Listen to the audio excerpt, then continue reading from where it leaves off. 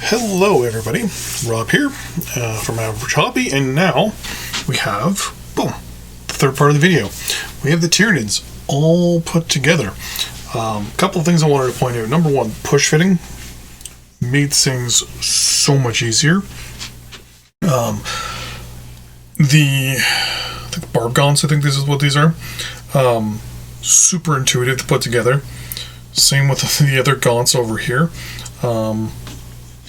They went together pretty good. You can only see like a couple little mold spots, like right there.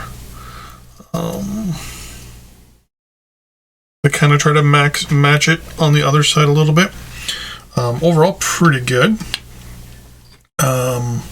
Little neuro gaunts here were just two pieces. It was basically that piece and this little piece in here, and then the overall piece. Pretty easy. All this stuff is crazy intuitive to put together. There's only two big things that actually stuck out. Number one, the psychophage here.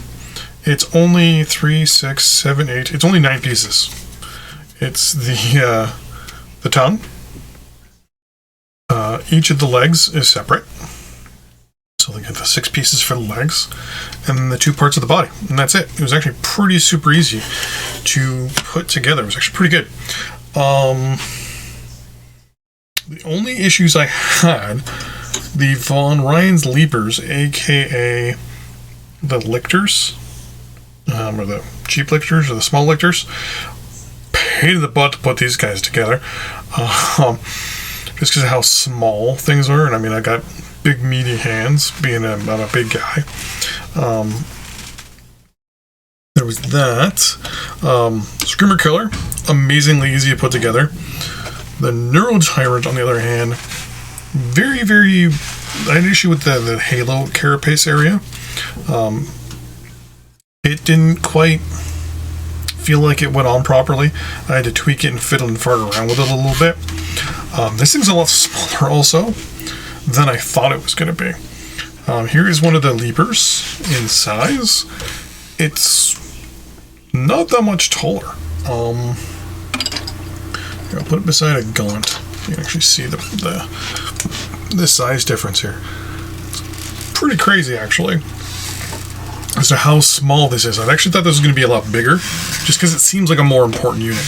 The Winged Prime here. This guy went together pretty easily as well. All the arms had like little T slots in them, so that was pretty good. Had some issues with the bases. I ended up with one extra 28mm, I think it was. The Ripper Swarms kind of went together a little weirdly, just because they attach at the back for each of them, and then they kind of pop in. The fact that they mount, if I can, actually I have the spare one. So you see, right, everything mounts on a, what is it, 3, 6, it's a hexagonal little peg. The issue is some of them, for some reason, like, you had to pressure fit or pressure separate part of the model to get it to line in properly. Overall, though, pretty good. I love the quality of the sculpts, though. I'm extremely impressed. These all took basically one sitting to put together. Minimal filing for these guys. A lot of the weight spots where I had to file was like on the little, I guess we'll just call them parts of the spine.